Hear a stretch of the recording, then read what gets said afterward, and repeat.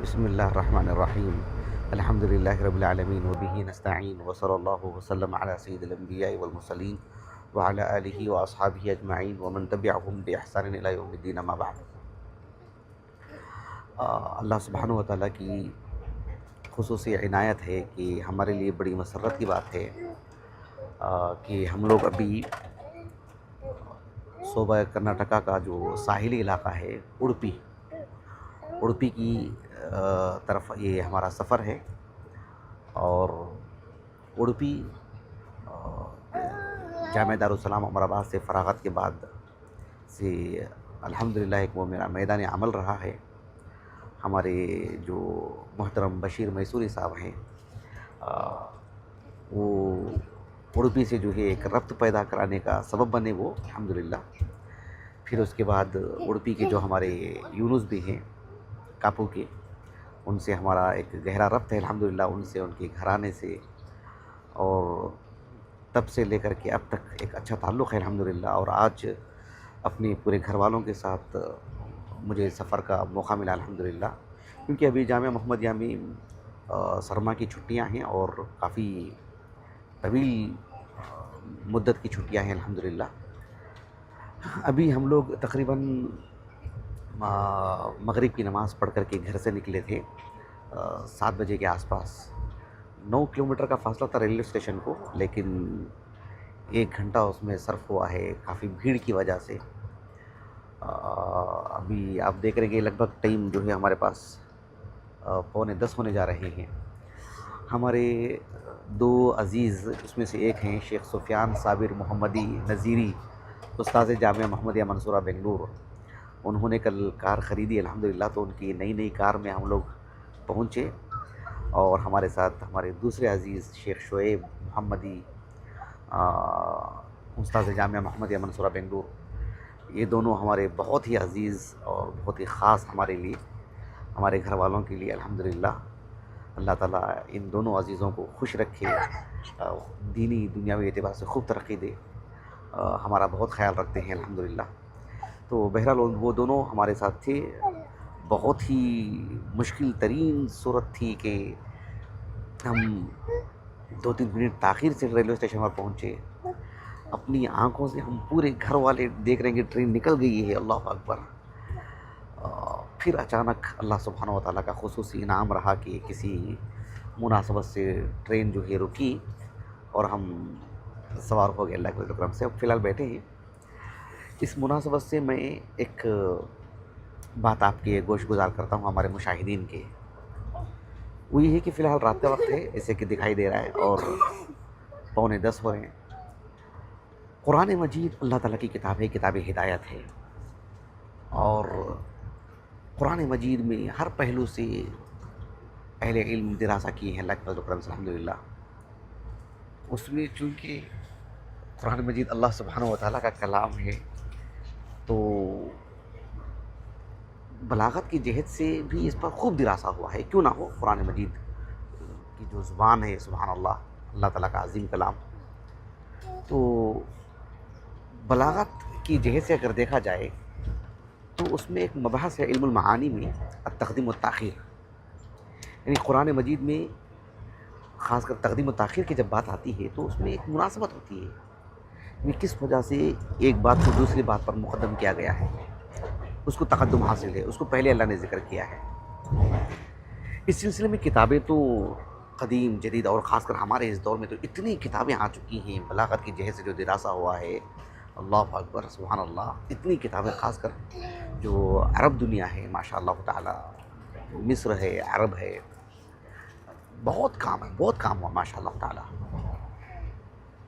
تو اس میں سے ایک کتاب ہے جو ابھی ایک 3-4 دن پہلے میں نے خریدی ہے وہ الحمدللہ۔ کتاب کا نام ہے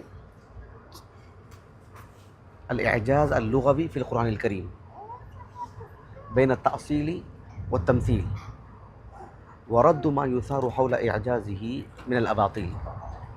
اس کتاب کے جو مصنف ہیں، 2 جلدوں میں ہے کتاب یہ۔ اس کتاب کے جو مصنف ہیں، مصنف کا نام ہے ابو ہند عبد الغنی احمد النفاذ۔ آپ جامعہ اسلامیہ کے فارغ ہیں، کب کے فارغ ہیں انہوں نے ذکر نہیں کیا ہے کتاب کے مقدمے وغیرہ کہیں بھی، اور میری معلومات میں نہیں آ سکی، لیکن لکھا ہوا ہے کہ خریج الجامع الاسلامیہ بالمدینہ النبویہ، اور جامعۃ الازہر میں اللغہ العربیہ کے اس مادے کے مدرس بھی ہیں آپ۔ تو بڑی عظیم کتاب آپ نے تصنیف کی ہے، اور کئی پہلوؤں سے اس کتاب کو آپ نے جو ہے مطلب علم سے مالا مال کیا ہے ماشاءاللہ، قرآن سے قریب کر دیا ہے آپ نے، قرآن کی زبان کو سہل ترین بنا دیا ہے سمجھنے کے لیے، الحمدللہ حمدن کثیرا۔ اس میں ایک مبحث ہے تمثیل کا، اس میں کئی پہلو ہیں، ایک پہلو ہے تقدیم و تاخیر کا۔ ایک عام بات ہے کہ قرآن مجید میں خاص طور پر عام کلام کی بھی اگر بات کریں، خاص طور پر قرآن مجید میں بھی، جب ایک کلمے کو دوسرے کلمے پر جب مقدم بیان کیا جاتا ہے تو اس میں کیا ملحوظ رکھا جاتا ہے، کس مناسبت سے کسی بات کو کسی بات پر مقدم کیا جاتا ہے۔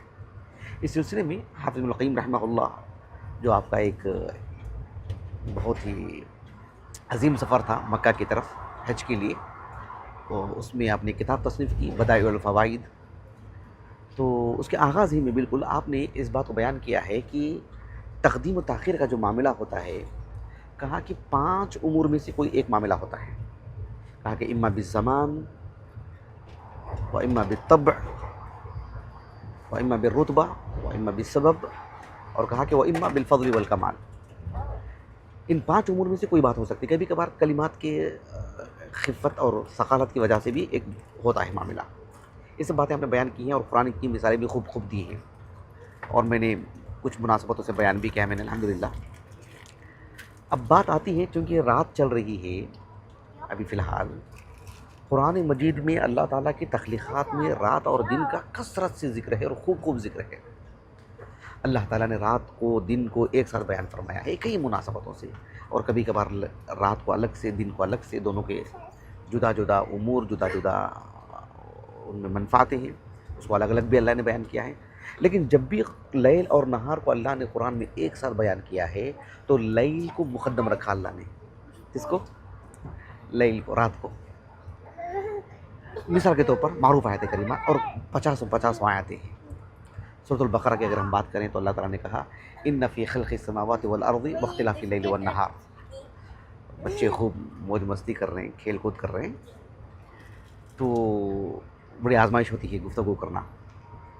اللہ تعالیٰ نے فرمایا کہ ان فی خلق السماوات والارض واختلاف اللیل والنہار، دیکھو یہاں اللہ تعالیٰ نے لیل کو نہار پر مقدم رکھا، لیل کو پہلے بیان کیا اللہ تعالیٰ نے، واختلاف اللیل والنہار۔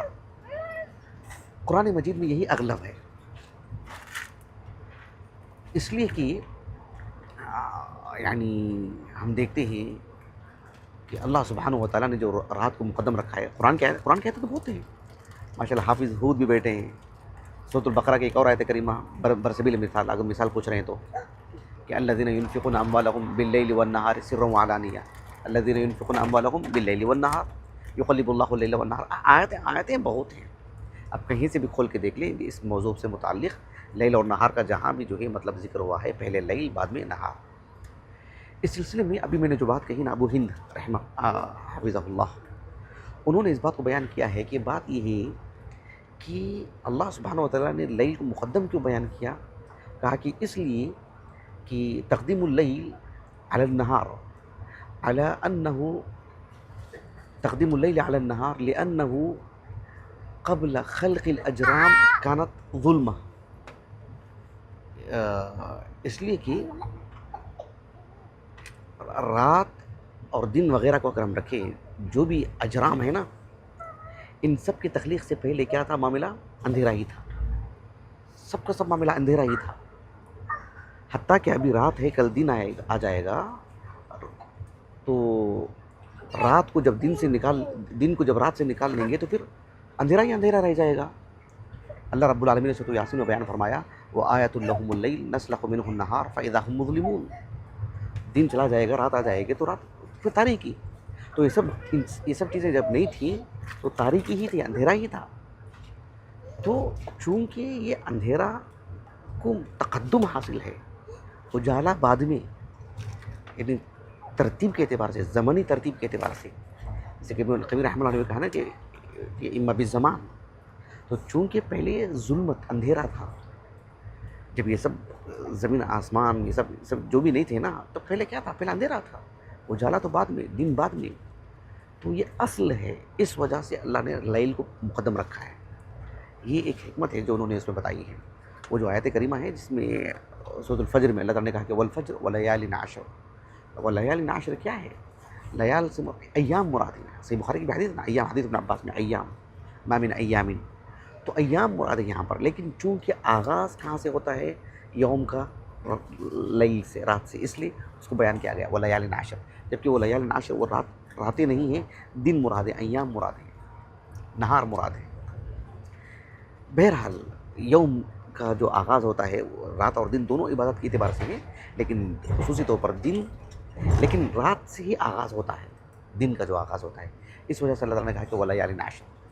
تو قرآن میں جہاں بھی لیل اور نہار کی ایک ساتھ بات ہوئی ہے، لیل کو مقدم بیان کیا گیا ہے، تقدم حاصل ہے. کیوں؟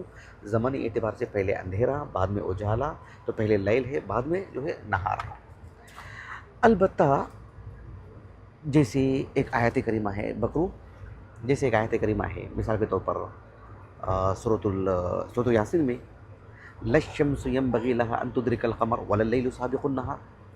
تو وَلَا اللَّيْلُ سَابِقُ النَّهَارِ، اللیل وَلَا اللَّيْلُ سَابِقُ النَّهَارِ، رات دن پر سبقت کرنے والی نہیں ہے. تو وہاں سبقت کے معنی کیا ہیں؟ وہاں یعنی وَلَا اللَّيْلُ سَابِقُ النَّهَارِ، لیل جو ہے دن سے آگے بڑھنے والی، جبکہ پہلے تو رات ہے بعد میں دن ہے. تو یہاں سابق کے معنی کیا ہیں؟ یہاں السبق کے معنی الاولیہ کے نہیں ہیں، بلکہ الفوت، الافلات کے معنی میں، الفوت کے معنی میں. یہاں اللہ سبحانہ و تعالیٰ نے جو بات بیان فرما رہے ہیں، رات اور دن کے فوائد، رات کے اپنے فوائد ہیں، دن کے اپنے فوائد ہیں. یہاں لَلشَّمْسُ يَنبَغِي أَن تُدْرِكَ الْقَمَرَ وَلَا اللَّيْلُ سَابِقُ النَّهَارِ، یہاں السبق کے معنی کیا ہیں؟ یہ غور کرنے کی بات ہے. اس سلسلے میں حافظ ابن کثیر رحمہ اللہ نے وہ جو آیت کریمہ ہے نا سورۃ العنکبوت کا جو آغاز ہے، الف لام میم احسب الناس، اس کے بالکل آغاز میں ام حسب الذین یعملون السیئات ان یسبقونا ساء ما یحکمون. کیا مطلب؟ جو لوگ سیئات، برے کام کرتے ہیں، نافرمانیاں کرتے ہیں، ام حسب الذین یعملون السیئات ان یسبقونا، وہ ہم سے مطلب ہماری پکڑ میں نہیں آئیں گے،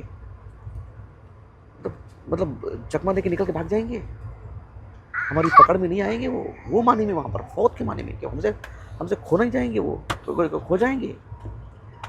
اولیہ سبقت کے معنی میں نہیں ہے وہاں پر، وہ معنی میں. اس سلسلے میں بیٹے نے جو حافظ جلال الدین ابو عبداللہ محمد بن احمد المحلی سیوطی نے، المحلی رحمہ اللہ، یہ جلالین جو ہے یہ دونوں اصحاب علم کی تصنیف کا شاہکار ہیں. لیکن سب سے پہلے تو انہوں نے لکھا، استاذ ہیں، یعنی جلال الدین ابو عبداللہ محمد بن احمد 864 ہجری سے وفات ہے. جب ان کا انتقال ہوا تو حافظ جلال الدین سیوطی رحمہ اللہ 15 سال کے تھے، ان کے شاگرد تھے وہ، تو تکمیل انہوں نے کی ہے. لیکن آپ نے سورۃ الکہف سے آغاز کیا تھا. تو سورۃ العنکبوت کی یہ جو آیت کریمہ ہے ام حسب الذین یعملون السیئات ان یسبقونا، تو آپ نے یفوتوننا فلا ننتقم منہم، یہ آپ نے زمانہ بتایا ہے، یعنی وہ ہم سے کھو جائیں گے، یعنی ہم کو پکڑ نہیں پائیں گے، ہم سے تخلص حاصل کر لیں گے. وہ یہ معنی وہاں پر سبقت کا معنی نہیں، آگے نکل جانے کا معنی نہیں. تو بہرحال یہاں وہی معنی ہے، سبق کے معنی الفوت کے ہیں. یعنی ایسا نہیں ہوگا کہ جو ہے بھائی رات دن سے، رات کو جو ہے مطلب یعنی دن آنا ہے، دن کے بعد ہی رات آئے گی، رات اپنے وقت سے ہٹ کر کے دن کے وقت میں نہیں آ جائے گی، یہ معنی ہے وہاں پر. اچھا، وہ جو آیت کریمہ ہے سورۃ الشمس کی، جس میں اللہ تعالیٰ نے کہا والشمس وضحاها واللیل والشمس وضحاها والقمر اذا تلاها والنہار اذا جلاها واللیل اذا یغشاها، وہاں نہار کو تقدم کیوں؟ تو آپ نے کہا کہ تقدیم النہار علی اللیل یعنی لأنه متناسق کا لفظ استعمال کرتے ہیں. کہا کہ متناسق یعنی بتقدیم الشمس علی القمر. سورۃ الشمس میں آغاز کس کو اللہ نے بیان کیا؟ والشمس نا، والشمس وضحاها، پہلے کس کو اللہ نے بیان کیا؟ شمس کا تعلق کس سے ہے؟ نہار سے ہے. والقمر اذا تلاها، القمر کا تعلق کس سے ہے؟ نہار، لیل سے ہے. اس وجہ سے اللہ رب العالمین نے نہار کو اس کے حساب سے مقدم اور لیل کو قمر کے حساب سے مؤخر وہاں پر بیان کیا، مناسبت. ورنہ اغلب قرآن مجید میں زمانی اعتبار سے ہی ہے. بہرحال یہ ایک بات تھی، مناسبت تھی، میں اپنے بیوی بچوں کو بتایا تو اہلیہ کی تمنا تھی کہ اس کو ریکارڈ بھی کر لیں، اور مجھے بھی اچھا لگا، میں نے بھی ریکارڈ کر لیا۔ اللہ جزائے خیر دے۔ اللہ سبحانہ و تعالیٰ کا عظیم احسان ہے کہ اللہ رب العالمین جو ٹرین ہمارے ہاتھ سے نکل رہی تھی، بظاہر ہم اپنے آنکھوں سے دیکھ رہے تھے کہ وہ ٹرین نکل رہی ہے، اور مل گئی الحمدللہ۔ اور ہمارے شیخ شعیب اور شیخ سفیان کو میں کن الفاظ میں شکریہ ادا کروں، شروع دن سے ہمیشہ سے یہ ہمارے بڑے عزیز رہے ہیں، اور بہت محنت بڑے پیار کے ساتھ ہم کو لا کر چھوڑ کے گئے الحمدللہ۔ اور میری اہلیہ کو اللہ جل عظیم سے نوازے، بڑے صبر کے ساتھ ریکارڈ کی۔ اور ٹھیک ہے، اپنی بات میں ختم کرتا ہوں۔ سبحانک اللہم و بحمدک، اشہد ان لا الہ الا انت، استغفرک و اتوب الیک۔